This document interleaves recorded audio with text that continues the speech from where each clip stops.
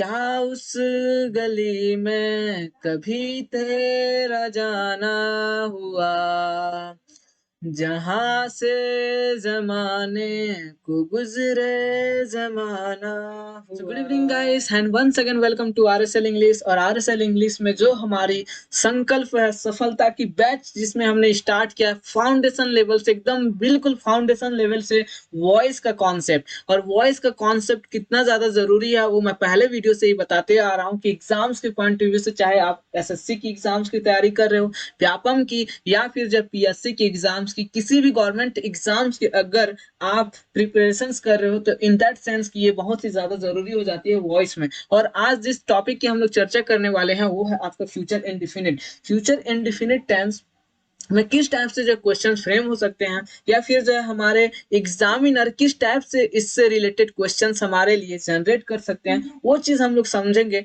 और साथ ही साथ जो ये स्पोकन की इंग्लिश से तो बहुत ही ज्यादा जरूरी है, जैसे कि स्पोकन इंग्लिश में चाहे आप कोई सा भी न्यूज़पेपर उठा के देख लो, उसमें 80 से 90% जो सेंटेंसेस होते हैं वो सेंटेंसेस आपके पैसिव वॉइस में ही दिए जाते हैं। तो इन दैट सेंस कि आपको कितना ज्यादा जरूरी है ये चीज आपको इसी बात से पता चल जाती है, ठीक है। और इससे पहले हमने जो वीडियो अपलोडेड किए हैं वो वीडियो को आप जरूर देखिए। आरएसएल इंग्लिश पे जाइए, वहां पे प्ले लिस्ट बने हैं वॉइस के नाम से, जहाँ पे हमने 8 वीडियो पहले ही अपलोड कर चुके हैं। और इसमें आज 9वां वीडियो है, जिसमें आज हम लोग फ्यूचर इंडेफिनिट टेंस के बारे में समझेंगे। चलिए देखते हैं कि कैसे हम लोग इसको बनाएंगे, ठीक है। और आप सबको जो है आरएसएल इंग्लिश के परिवार की ओर से जो है धनतेरस की और छोटी दीपावली की बहुत बहुत बधाई हो। आप सबको जो है बहुत सारी शुभकामनाएं। चलिए बढ़ते हैं और आगे देखते हैं कि कैसे हम लोग जो फ्यूचर इंडेफिनिट टेंस से किस टाइप से जो क्वेश्चंस या फिर स्ट्रक्चर्स हमारे सामने जो है इससे बन सकते हैं, वो चीज हम लोग समझते हैं, ठीक है। तो जैसे कि आप लोग देख पा रहे हो यहाँ पे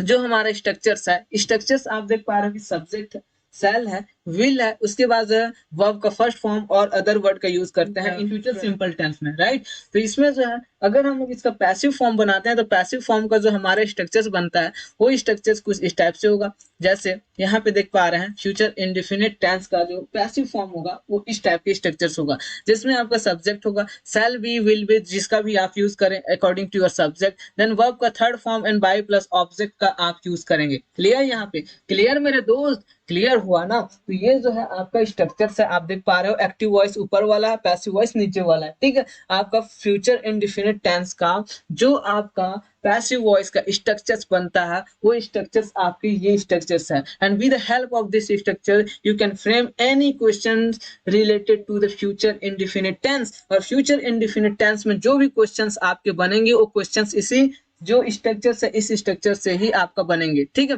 चलिए दिखते हैं एग्जांपल्स। कोई एक एग्जांपल्स में आपको दिखाता हूँ। एग्जांपल्स है, ये रहा आपका आई सेल राइट अ लेटर, ठीक है। बोलते हो ना मैं आपको एक पत्र लिखूंगा, बोलते हो I shall write a letter, इसका पैसिव फॉर्म होगा a letter will be written by मी।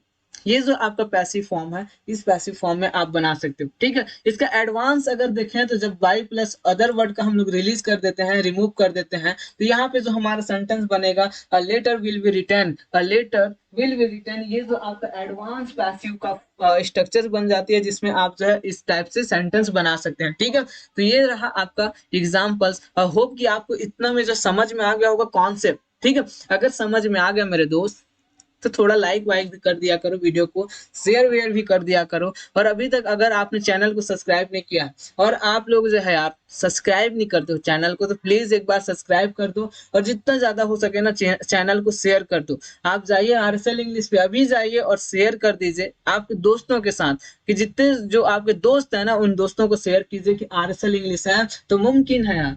जो संकल्प है सफलता की हमारी बैच स्टार्ट हुई है, जिसमें हमने स्टार्ट किया है एकदम फाउंडेशन लेवल से। वॉइस का जो कॉन्सेप्ट है ना एकदम फाउंडेशन लेवल से मैं समझाते आ रहा हूँ, आपको बताते आ रहा हूँ कि कैसे वॉइस में जो क्वेश्चंस बनेंगे, आने वाले जो एग्जाम्स होगा या स्पोकन इंग्लिश में एज ए स्पीकर के रूप में आप जो किसी के साथ कम्युनिकेट करने जा रहे हो, तो उन सिचुएशंस में आप कैसे इनसे पैसिव फॉर्म में बना सकते हो, ये चीज आपके लिए क्लियर हो जाएगी। नेक्स्ट एग्जाम्पल्स देखते हैं। नेक्स्ट एग्जाम्पल्स क्या है हमारे लिए? नेक्स्ट एग्जाम्पल है she will go to Delhi. ये जो आपका नेक्स्ट एग्जांपल, इस एग्जांपल्स का अगर आप पैसिव फॉर्म बनाते हैं तो क्या बनेगा, Delhi will be gone by हर। ठीक है, क्या होगा, Delhi will be gone by हर। आपका जो पैसिव फॉर्म बनता है ये रहा आपका पैसिव फॉर्म। ऐसे ही आप जो किसी भी सेंटेंस, जैसे कि आप जो और भी सेंटेंस बनाते हैं, आई शैल यूज अ लैपटॉप, मैं एक लैपटॉप को यूज करूंगा, इसका पैसिव फॉर्म जब बनाएंगे तो हो जाएगा a laptop will be used by me. ये जो है आपका हो जाएगा ये लैपटॉप विल बी यूज्ड। इस टाइप से जो आप सेंटेंस बना सकते हो।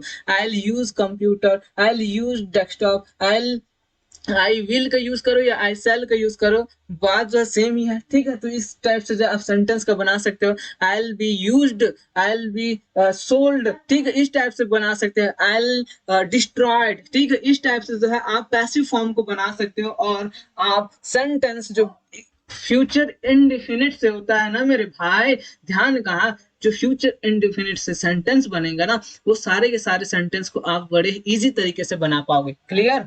तो क्लियर हुआ। तो इसमें जो है पॉसिबिलिटीज क्या है वो चीज मैं दिखा रहा हूँ कि आपके फ्यूचर इंडेफिनिट में ना पॉसिबिलिटीज क्या हो सकती है। पॉसिबिलिटीज क्या हो सकती है, जब आपके पास एक स्ट्रक्चर्स होगा, क्या स्ट्रक्चर्स होगा, सब्जेक्ट होगा, सेल या विल के साथ आप वी का यूज करते हैं, तो उसके बाद ना आपके मन में एक क्रियोसिटी उत्पन्न होगी। क्या होगी, एक जो है क्रियोसिटी उत्पन्न होगी कि क्या मैं यहाँ पे वर्ब का फर्स्ट फॉर्म लगा दूं। बोलो, अगर आप वर्ब का फर्स्ट फॉर्म लगाए तो ये जो फ्यूचर इंडिफिनिट का एक्टिव वॉइस हुआ कि नहीं हुआ मेरे भाई। बोलो, फ्यूचर इंडिफिनिट का यानी कि सिंपल फ्यूचर का ये जो है एक्टिव वॉइस हुआ कि नहीं हुआ, हुआ ना। तो बोलो यहाँ पे जो है पॉसिबिलिटीज क्या है। पहला पॉसिबिलिटीज बनती है, क्या बनती है, पहला पॉसिबिलिटीज बनती है कि जब आपके पास सब्जेक्ट होगा, शैल या विल का यूज करेंगे तो बोलो वर्ब का फर्स्ट फॉर्म लगाने का मन करेगा ना। अगर किया तो एक्टिव वॉइस बनेगा, और बन गया एक्टिव वॉइस तो बोलो ये एक्टिव वॉइस बना ना। लेकिन जो दूसरा पॉसिबिलिटीज है, दूसरा पॉसिबिलिटीज कहता है कि आप सब्जेक्ट है शैल और विल के बाद बी के बाद जो आप वर्ब का थर्ड फॉर्म लगा दिए। बोलो ये पैसिव फॉर्म हुआ कि नहीं हुआ, पैसिव वॉइस हुआ कि नहीं हुआ, पैसिव वॉइस हुआ कि नहीं हुआ। किसका, किसका पैसिव वॉइस, तो पैसिव वॉइस बना सिंपल फ्यूचर का पैसिव वॉइस। तो ये जो दो पॉसिबिलिटीज हैं, पॉसिबिलिटीज क्या है, पॉसिबिलिटीज नंबर 1 है कि अगर आप वर्ब का फर्स्ट फॉर्म लगाते हैं हेल्पिंग वर्ब शैल या विल के बाद, शैल बी या विल की बी के बाद आप फर्स्ट फॉर्म लगाएं, बोलो एक्टिव वॉइस हुआ कि नहीं हुआ, होगा ना। अगर अगर आपने थर्ड फॉर्म लगाया तो पैसिव वॉइस होगा। तो ये चीज आप जो है हमेशा याद रखें। क्लियर? चलो नेक्स्ट एग्जांपल्स में दिखाता हूँ इसी से रिगार्डिंग, इसी से जो रिलेटेड मैं एग्जांपल्स दिखा रहा हूँ। ही will be good at home, बोलते हो ना, ही will be good at home, वो घर पे अच्छा होगा, सुरक्षित होगा। He will be good at home बोलते हो ना। तो बोलो ये जो सेंटेंस है ये एक्टिव वॉइस हुआ कि नहीं हुआ, ये एक्टिव वॉइस हुआ कि नहीं हुआ। ये गुड क्या है, वर्ब का फर्स्ट फॉर्म है कि नहीं है, अगर फर्स्ट फॉर्म है तो बोलो एक्टिव वॉइस हुआ कि नहीं हुआ। एक्टिव वॉइस हुआ तो फ्यूचर सिंपल का एक्टिव वॉइस बना।